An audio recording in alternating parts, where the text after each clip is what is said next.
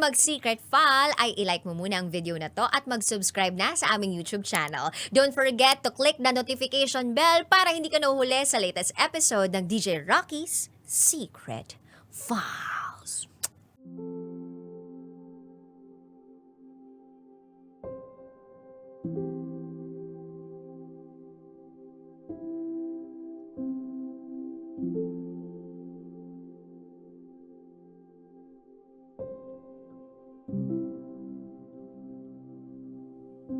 Good evening Luzon, Visayas, Mindanao, Metro at Mega Manila.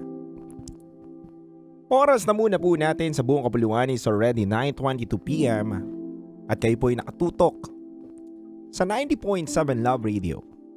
Kasama niyo po ang titindig sa mga pinaglalaban ninyo, DJ Titangelo.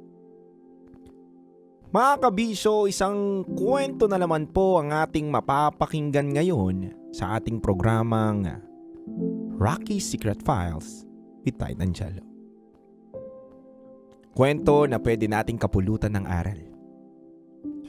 Kwento na kukurot sa ating puso. Kaya hindi ko na po patatagalin pa. Pakinggan na po natin ang kwento ng ating letter sender.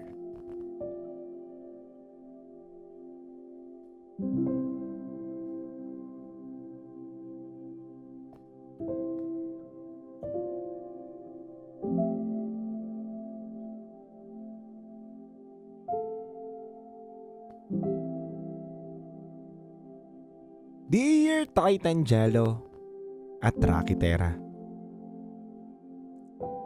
isa ako sa libo-libong tagapakinig ninyo.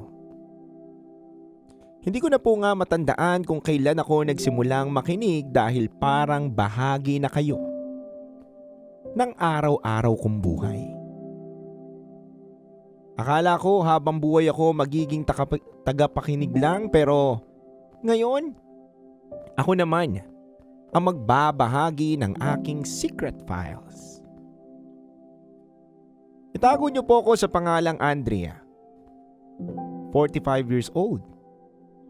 Kasalukuyang nagtatrabaho sa ibang bansa kasama ang aking partner na tawagin nating Rico. Nagsimula ang lahat noong 2006. Pareho kaming OFW pero nasa magkaibang bansa po kami. Nagkakilala po kami ni Rico sa social media. At agad kong sinabi sa kanya ang lahat ng dapat niyang malaman tungkol sa akin.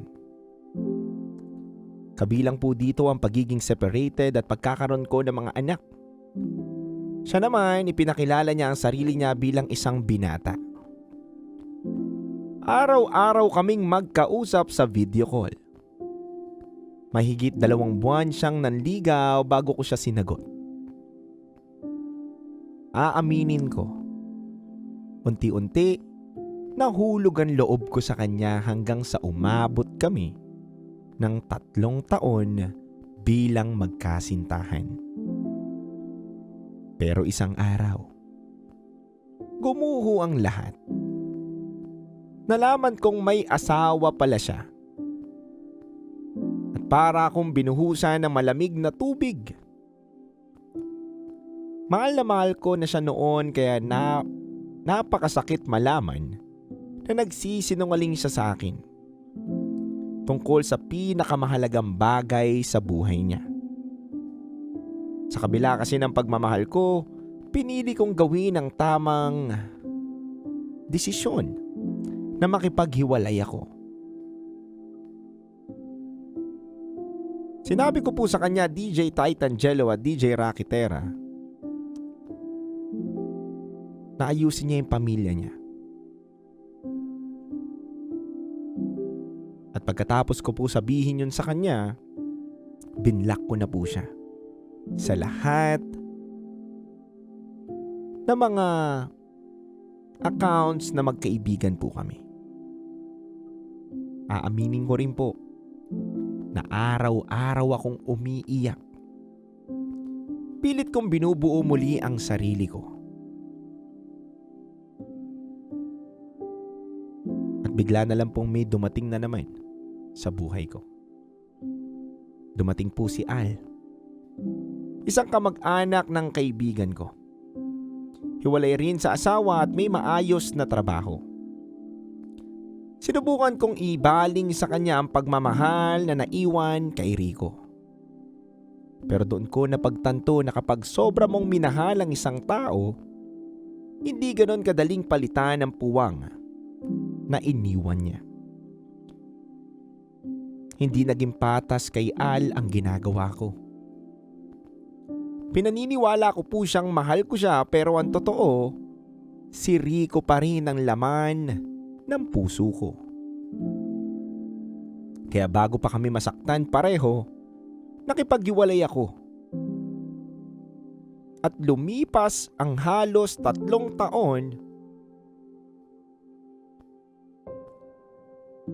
may isang araw, naisipan kong i-unblock si Rico. Tinignan ko ang social media niya at doon ko nalaman na nasa ospital siya. Agad ko po siyang tinawagan, DJ Titangelo at DJ Rocky Terra. Nagkamustahan kami. At doon niya sinabi sa akin na hiwalay na raw sila ng asawa. Yun po yung asawa niya na tinutukoy ko noon. Inamin niya rin po sa akin na yung asawa niya daw po na pinagawayan namin dati ay nagkaroon din po ito ng ibang karelasyon.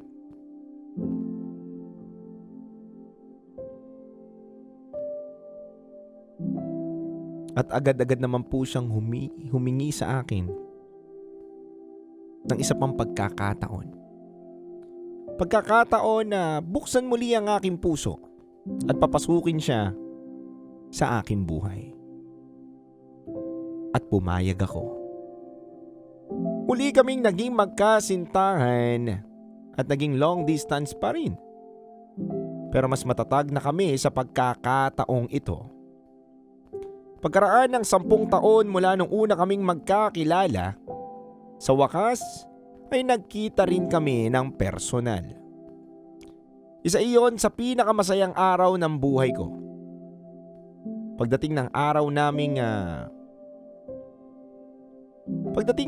ng aming paghihiwalay sa airport, halos hindi ako makahinga sa kakaiyak. Akala ko yun na ang una at huling pagkakataon na magkikita kami, DJ Titangelo at Rocky Terra. Pero mali ako. Dahil makalipas ang 2 taon, sinundo niya ako at nagsimula kaming magsama bilang magkapareha. 8 taon kaming magkasama at akala ko tapos na ang lahat ng pagsubok. Akala ko natagpuan ko na ang taong makakasama ko habang buhay. Pero 2 taon na ang nakakalipas, may unti-unting nagbago. Dumating ako sa yugto ng buhay kung saan nagsimula akong makaranas ng menopausal symptoms. Madalas akong pagod, minsan maagang nakakatulog, at may mga pagkakataong tinatanggihan ko siya kapag gusto niya maging malapit kami sa isa't isa. At hanggang isang araw, may nakita akong bagay na hindi ko inaasahang makita. At iyon ang naging simula ng sakit na hanggang ngayon ay hindi ko pa rin maipaliwanag. DJ Titangelo at DJ Rocky Terra. Hanggang sa isang araw naglagay ako ng CCTV sa bahay namin para sa seguridad. Madalas kasi niyang makalimutan isara o ilak ng maayos ang bahay kapag umaalis. At doon ko nakita ang bagay na hindi ko makakalimutan hanggang ngayon. DJ Titan at DJ Rocky. Kapag wala pala ako sa bahay at day off niya, nanonood siya ng porn. At doon siya nagpaparaos. Parang biglang bumalik ang lahat ng insecurities ko bilang babae. Napatanong po ako. Hindi na ba ako sapat? Hindi na ba ako maganda? Hindi na po ba ako kaakit-akit? Sa totoo lang po, DJ Titan Jello at DJ Rakitera, masakit man aminin. Pero pagkatapos kong makita iyon, ako pa rin ang gumawa ng paraan para maging malapit kami. 2 gabi kami nagkaroon ng intimacy. Dahil ako ang nag-initiate. Pero pagkatapos noon, wala na po ulit. Lumipas ang halos 2 linggo at kahapon lang, nakita ko na naman po siya sa CCTV. Parehong eksena, parehong sakit. Nakita ko na naman po siyang nanonood ng porn na parang enjoy na enjoy. Na hindi ko po nakita yon kapag nagme-make love kami. Kinagabihan po, hindi ko na napigilan ang sarili ko. Tinanong ko po siya,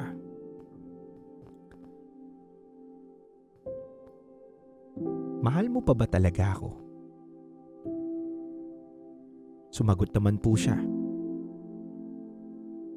oo naman. Ba't mo naman natanong na mahal kita? Agad-agad ko naman pong sinabi sa kanya na maganda pa ba ako sa paningin mo? Oo naman. Kaakit-akit pa ba ako? Oo naman. Pero nang tanungin ko siya kung bakit nanonood pa rin siya ng porn, ang sabi niya, kumukuha lang daw siya ng style. At nang sabihin ko, at doon ka na rin nagpaparaos, di ba? Doon ka mas nagiging masaya, di ba? Doon po siya tumahimik, DJ Titan Jello at DJ Rakitera. Wala siyang sagot, wala siyang paliwanag. Hanggang ngayon, hindi pa rin kami nag-uusap ng maayos tungkol doon. At alam nyo ba kung ano ang pinakamahirap? Hindi yung makita siyang nanonood. Hindi yung malaman na nagsasarili siya. Kundi yung pakiramdam na nandito naman ako pero parang hindi ako ang pinipili. Parang may parte ng sarili ko na unti-unting nawawala sa tuwing titingin ako sa salamin. Kaya DJ Rocky at DJ Jello, may gusto po kong itanong.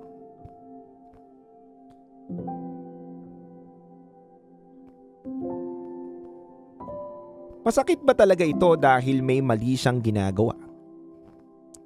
O masakit ito dahil pakiramdam ko, hindi na ako sapat?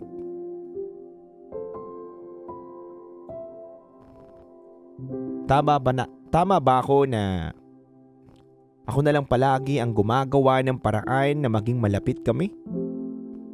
O panahon na para tumigil muna ako at hayaan siyang gumawa naman ng hakbang kung mahal niya talaga ako? Muli, DJ Titangelo at DJ Rocky Terra, maraming salamat po. Sa tagal po ng panahon na nakikinig ako sa inyo araw-araw, ngayon lang po ako nagkaroon ng lakas ng loob na sabihin at ikwento ang nangyayari sa buhay ko.